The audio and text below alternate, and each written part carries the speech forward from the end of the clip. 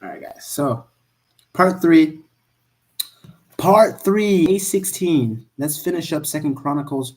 We're on chapter 5. My stream again froze up on me at chapter 5. So that's exactly where we're going to start our stream. That is exactly where we will start our stream.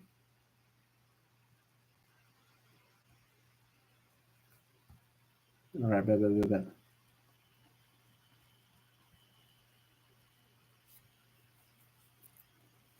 All right, guys. So let me share this page.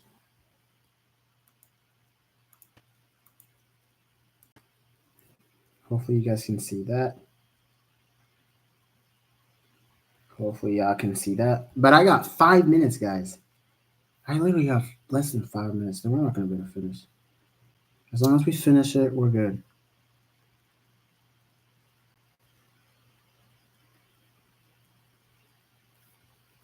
All right, bet. So chapter 5, here we go. Thus all the work that Solomon did for the house of the Lord was finished, and Solomon brought in the things that David his father had dedicated, and stored the silver, the gold, and all the vessels in the treasuries of the house of God. Then Solomon assembled the elders of the Israel and all the heads of the tribes, the leaders of their fathers' houses of the people of Israel in Jerusalem, to bring up the ark of the covenant of the Lord out of the city of David, which is Zion. And all the men of Israel assembled before their king at the feast that is in the 7th month, and all the elders of Israel came, and the Levites took up the ark. And they brought up the ark in the tent of meeting, and all the holy vessels that were in the tent, the Levitical priests brought them up. And the king Solomon and all the congregation of Israel who had assembled before him were before the ark, sacrificing so many sheep and oxen that they could not be counted or numbered. Then the priest brought the ark of the covenant of the Lord to its place in the inner sanctuary of the house, in the most holy place, underneath the wings of the cherubim. The cherubim spread out their wings cover. The cherubs spread out their wings over the ark, over the place of the ark, so that the cherubim made a covering above the ark and its poles, and the poles were so long that the ends of the poles were seen from the holy place before the inner sanctuary, but they cannot be seen from outside, and they are there to this day. There was nothing in the ark. Yeah, that thing was biting me. I knew it. There was nothing in the ark except the 2 tablets that Moses put there at Horeb, where the Lord had made a covenant with the people of Israel when they came out of Egypt. And when the priests came out of the holy place, for all the priests who were present had consecrated themselves without regard to their divisions. And all the Levitical singers, Asaph, Heman, Jeduthun, their sons, kinsmen, arrayed in fine linen with cymbals, harps, lyres, stood east of the altar with 120 priests who were the trumpeters. And it was the duties of the trumpeters and the singers to make themselves heard in unison in praise and thanksgiving to the Lord. And when the song was raised with the trumpets and the cymbals and the other musical instruments in praise to the Lord, right? For he is good, for his steadfast love endures forever. The house of the Lord was filled with the cloud, so that the priest could not stand to minister because of the cloud. For the glory of the Lord filled the house of God. So that's chapter 5. Chapter 6. This one's kind of longer, but we'll get to it. Then Solomon said, the Lord has said that he would dwell in the thick darkness. But I built you an exalted house, a place for you to dwell in forever. Then the king turned around and blessed all the assembly of Israel, while all the assembly of Israel stood, and he said, blessed be the Lord, the God of Israel, who is with us, who with his hand has fulfilled what he has promised with his mouth to David, my father, saying, since the day that I brought my people out of the land of Egypt, I chose no city out of all the tribes of Israel in which to build a house, that my name might be there. And I've chosen no man as prince over my people of Israel, but I've chosen Jerusalem that my name may be there, and I've chosen David to be over my people Israel. Now it was in the heart of David my father to build a house for the name of the Lord, the God of Israel. But the Lord said to David my father, whereas it was in your heart to build a house for my name, you did well that it was in your heart. Nevertheless, it is not you who shall build a house, but your son shall build.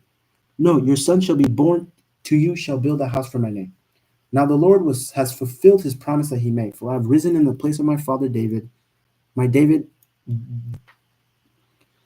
for I've risen in the place of David my father, and sit on the throne of Israel, as the Lord promised, and I've built the house for the name of the Lord, the God of Israel. And there I've set the ark, in which is the covenant of the Lord, that he made with the people of Israel. Then Solomon stood before the altar of the Lord in the presence of all the assembly of Israel and spread out his hands. Solomon had made a bronze platform 5 cubits long, 5 cubits wide, and 3 cubits high, and had set it in the corner, and he stood on it. Then he knelt on his knees in the presence of all the assembly of the Israel and spread out his hands toward heaven and said, O Lord God of Israel, there is no God like you in heaven or on earth, keeping covenants and showing steadfast love, who walk before you with all their heart, who have kept with your servant David, with my father, who have kept with your servant David, my father, what you declared to you. You spoke with your mouth, with your hand have fulfilled it this day. Now therefore, O Lord God of Israel, keep for your servant David, my father, what you have promised him, saying, You shall not lack a man to sit before me on the throne of Israel. If only your sons pay close attention to their way, to walk in my law as you have walked before me. Now therefore, O Lord God of Israel, let your word be fulfilled. Let your word be confirmed, which you have spoken to your servant David. But will God indeed dwell with man on the earth? Behold, heaven and the highest heavens cannot contain you. How much less this house that I've built? Yet have regard to the prayer of your servant and to this plea. O Lord my God, listening to the cry and to the prayer that your servant prays before you, that your eyes may be open day and night toward this house, the place where you have promised to set your name, that you may listen to the prayer that your servants offers toward this place, and listen to the pleas of your servants and of your people Israel when they pray toward this place, and listen from heaven, your dwelling place, and when you hear, forgive. If a man sins against his neighbor and is made to take an oath and comes and swears his oath before you, your altar in his house, then hear from heaven and act and judge your servants, repaying the guilty by bringing his conduct on his own head and vindicating the righteous by rewarding him according to his righteousness. If your people Israel are defeated before the enemy because they have sinned against you and they turned again and acknowledge your name and pray and plead with you in this house, then hear from heaven and forgive the sins of your people Israel and bring them again to the land that you gave to them, to their fathers.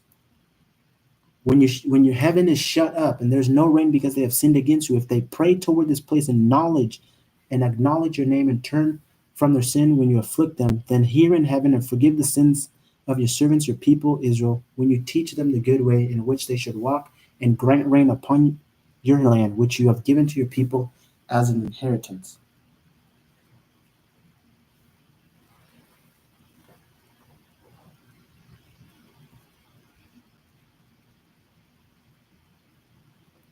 Um, where were we? Verse 28. If there's a famine in the land, if there's a pestilence or blight or mildew or locust or caterpillar, if their enemies besiege them in the land at their gates, whatever plague, whatever sickness there is, whatever prayer, whatever plea is made by any man or by all your people Israel, each knowing his own affliction, his own sorrow, his stretching out his hands toward his house, then hear from heaven your dwelling place and forgive and render to each whose heart you know, according to all his ways, only, you only know the hearts of the children of mankind, that they may fear you and walk in your ways all the days that they live in the land that you gave to our fathers. Likewise,